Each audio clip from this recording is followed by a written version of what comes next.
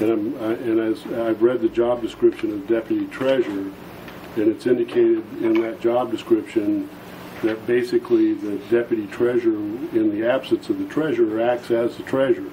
Well, really, Mr. Chairman, if you like, this kind of melds right into item D as well. D as in Delta. They're pretty much, if you like, we could... Let's cover them both. Combine the two.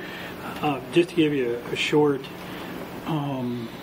history without going in great detail, I think each of you has taken a turn as a liaison to the Treasurer's Office at one time. No, I've just been... But it's my turn now, and things have it's been a rocky road, I'll put it that way. The treasurer is still out, we've brought back the deputy treasurer. One would expect that the deputy would be trained to perform the duties of the person she's taking. In fact, if you look at the definition of a deputy treasurer, that's exactly what is expected. Furthermore, in the investment policy that we have recently revised, it states, I think there's a statement there, the deputy treasurer takes the place of the treasurer and is responsible for that in the absence of the treasurer. What we're finding is that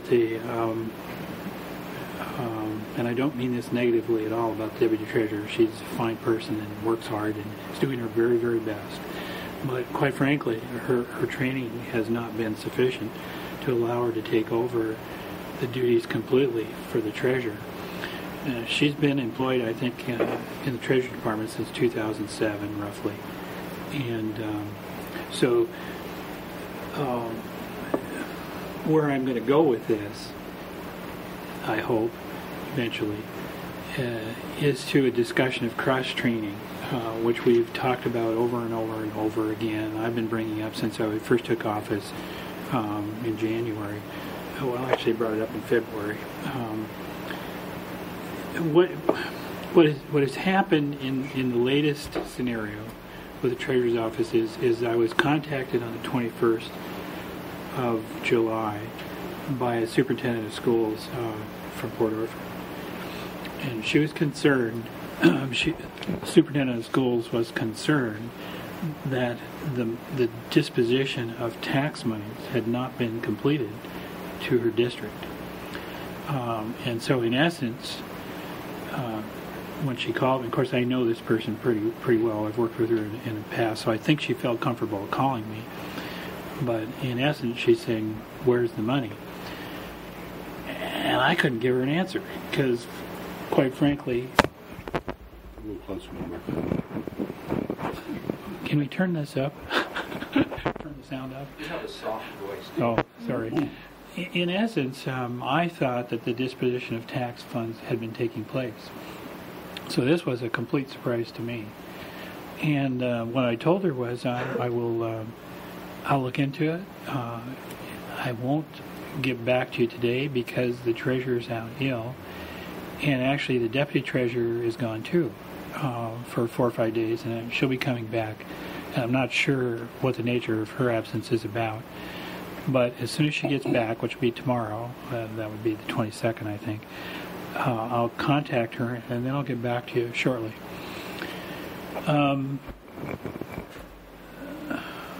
I, at that point, went in to talk to County Council and asked him if he knew what was going on, if he was aware of the tax monies not being dispersed. And he had been aware as of the 15th, I think. And I'm not sure, again, how he found out. But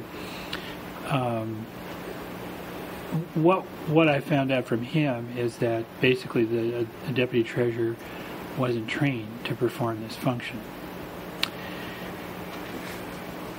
which led me to believe that we'd better figure out what to do in a hurry.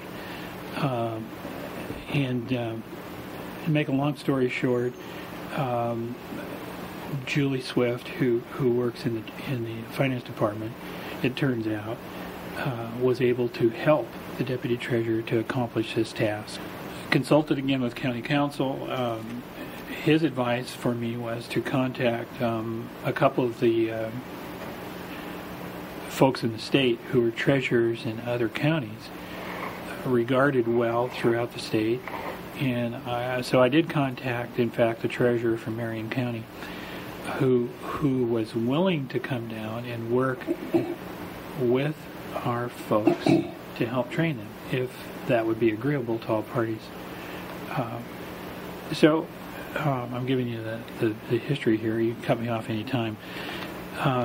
So I did contact the deputy treasurer through our HR person, and she refused to meet with me on the instructions of the treasurer.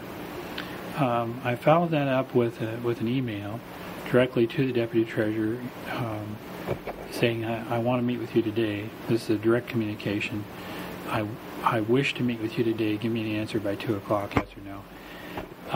And in essence, the response came back, the treasurer wants you to call her at home. So we did do that. I had county counsel with me, Jenny Meyer with me, for that conversation, because our policy has been not to bother the treasurer at her house. However, now I have her requesting me to call her. So,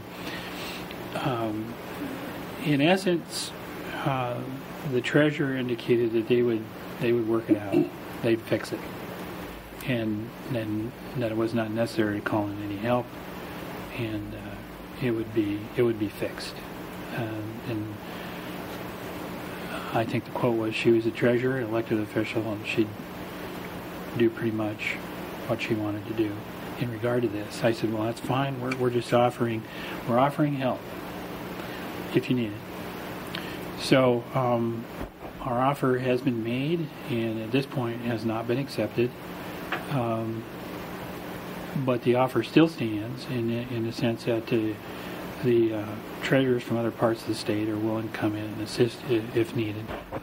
And I had a nice discussion with the deputy treasurer yesterday, my first discussion with her since she arrived. She was amenable to talking with me. What we're finding out over and over again in certain areas of county government, it's not there yet. I'm particularly concerned, of course, about the finance department as well. I think we need to, in terms of cross-training, take some action pretty soon to make sure that's done. But long story, but I wanted you to know where we are in terms of the tax. Now, one additional comment, you're getting tired of listening to me, I know, but I remember showing you a slide. I went to Finance Director Gary Short following the home health and hospice movement out of the county. And I said to him, surely you must have material that would have helped the commissioners over the last several years to figure out what was going on with home health and hospice. And he said, now that you ask me, I do have that material. He provided me the information and the slides that I provided to you. I think there's a pattern here in certain areas in the county of not informing the commissioners in a timely manner with the information that they need to function properly on behalf of the taxpayers. The home health and hospice slide, I think, pretty clearly illustrates that difficulty. And I think we're seeing the same thing here in terms of the recent problem with the Treasurer's office. There was about a 2-year window with home health and hospice when this commission should have been notified of the progressive deterioration of the financial condition of home health and hospice.